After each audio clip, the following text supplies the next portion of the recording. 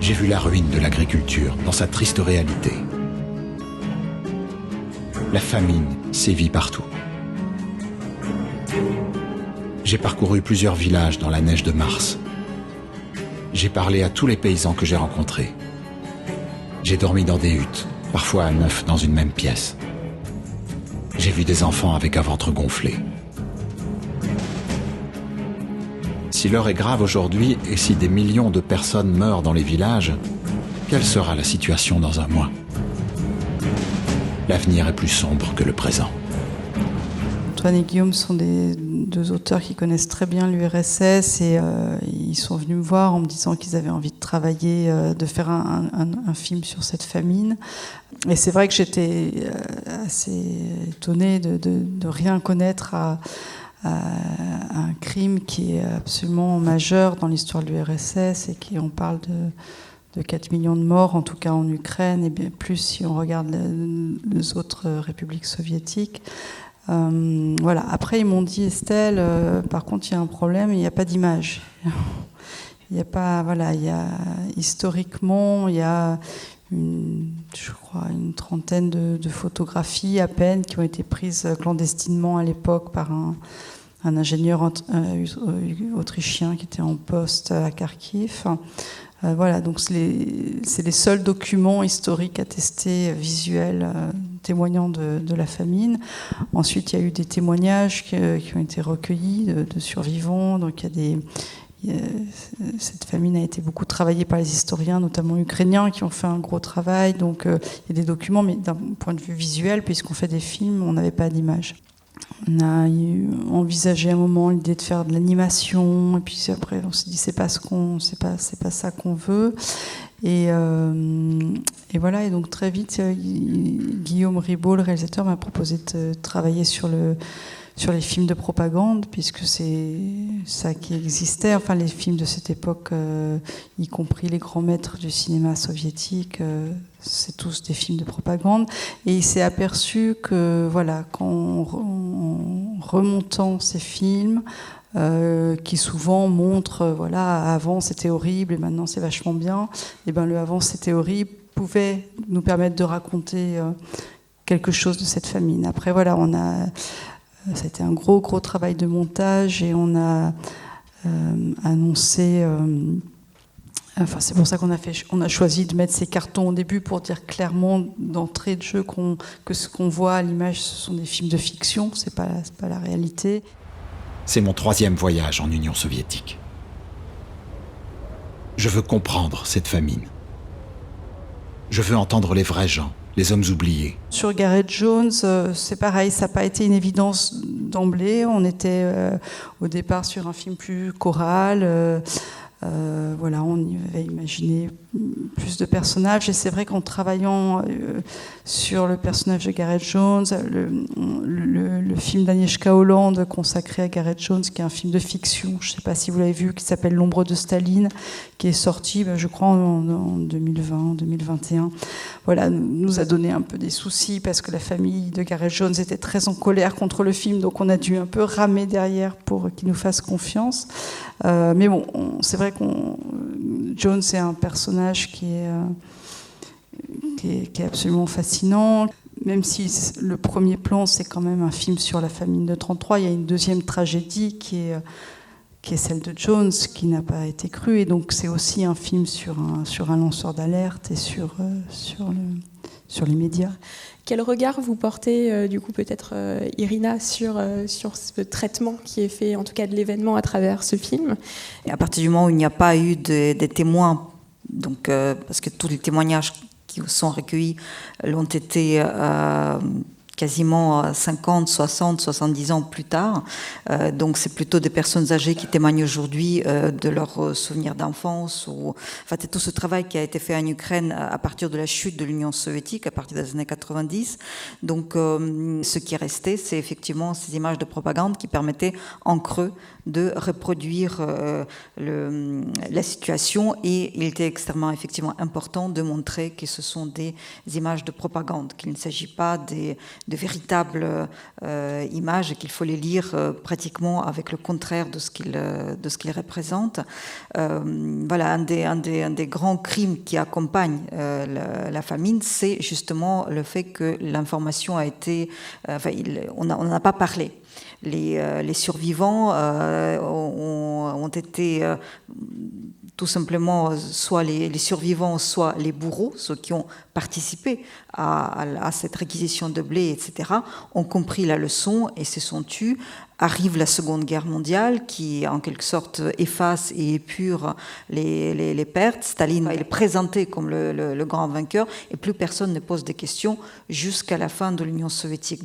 C'est vrai que le film pose clairement la question de comment est-ce qu'on rend témoignage, qu'est-ce que veut dire un témoignage, puisque on a alors ce voyage formidable d'Édouard Herriot, de cette figure tutélaire de la Troisième République qui arrive pour cautionner et pour valider le fait que effectivement tout va bien en Ukraine.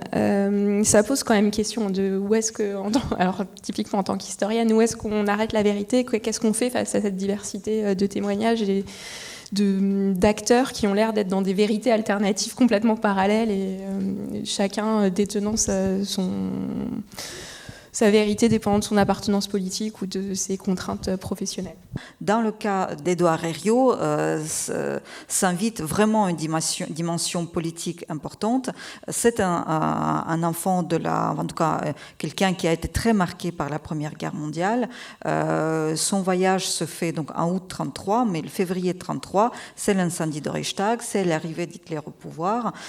Donc pour lui, tout ce qui peut permettre d'éviter une nouvelle guerre, de contrer Hitler, doit être utilisé, et donc il voit en Moscou cet acteur, cette force capable de contenir Hitler, et donc puisque les soviétiques veulent qu'il n'y a pas de famine, eh bien il va dire qu'il n'y a pas de famine. Une commission spéciale s'occupe de choisir des figurants et de nous distribuer des vêtements neufs, costumes, chapeaux, chaussettes, chaussures. Après, on peut prendre en compte différents d'autres facteurs. Il arrive déjà en août 1933, le plus gros de la famine, c'était automne-hiver 1932-1933. Au printemps, les autorités, face au désastre, et parce qu'il fallait ressemer, attribuent donc les faibles, donnent un peu distribuent des rations pour inciter les paysans à aller dans les champs. Et effectivement, on sème au printemps, et au mois d'août, il y a de nouveau les terres d'Ukraine qui donnent ce blé.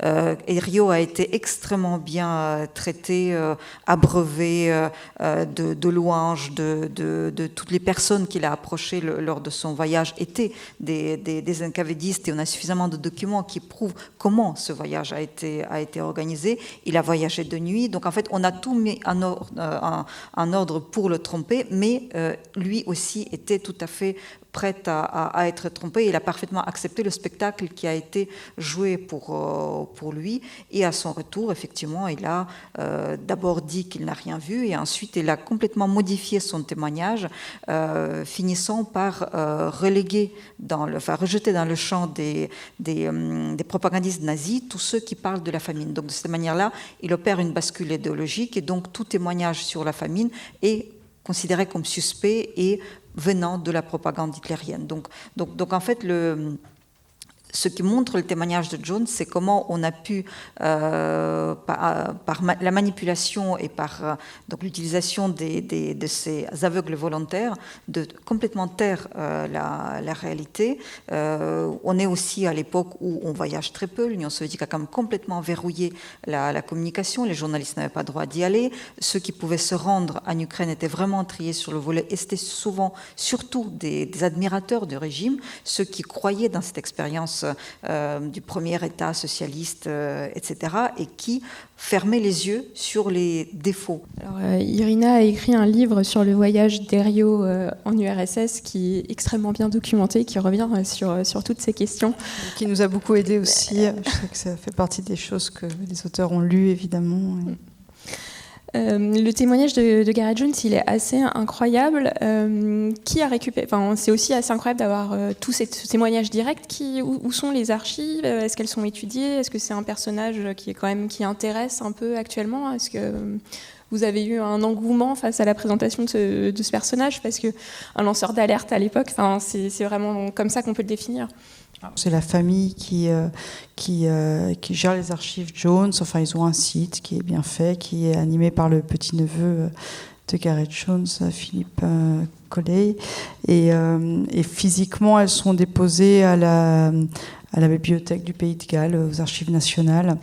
Donc voilà, nous on a eu des très bons rapports avec eux. Enfin, je vous dis, on a dû montrer un peu patte blanche au début parce qu'ils étaient un peu échaudés par le film d'Agnieszka Holland qui a des impératifs romanesques et qui a beaucoup romancé, voire changé l'histoire de Jones. Donc voilà, quand on leur expliquait que nous on avait vraiment envie d'être très fidèles et d'être vraiment sur une rigueur historique, d'être dans les textes de Jones, voilà, ils nous ont donné les accès au carnet qu'on voit dans le film, sa correspondance, les photos. Alors malheureusement, on avait aussi très peu de photos de Jones, en tout cas sur la période du voyage.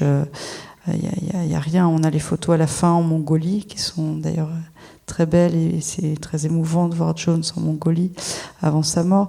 Mais c'est vrai que sur la période, les quelques semaines en Union soviétique, on n'avait rien. Donc, une autre des forces du documentaire, c'est de réussir à mettre cet épisode vraiment en perspective. On comprend bien, en tout cas, que le phénomène de la famine, il ne s'est pas posé qu'une seule fois. Il y a déjà eu l'épisode de 1921, il y a déjà eu plusieurs fois dans les années 30 des révoltes paysannes, pas qu'en Ukraine, on parle aussi du Kazakhstan, de la basse Volga.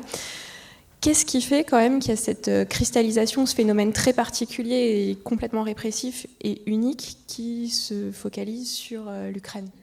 La famine de 32-33 est donc une création totalement idéologique où le pouvoir soviétique, après avoir lancé donc ses plans quinquennaux, l'industrialisation, décide à maîtriser donc les campagnes, lance la collectivisation, qui veut à la fois détruire le système traditionnel de la campagne qui est jugé comme arriéré et hostile au pouvoir soviétique, et de prendre le contrôle de la production agricole, en disposer à sa guise, pour vendre notamment sur la scène internationale et avoir ainsi des devises dont le pays avait besoin pour l'industrialisation.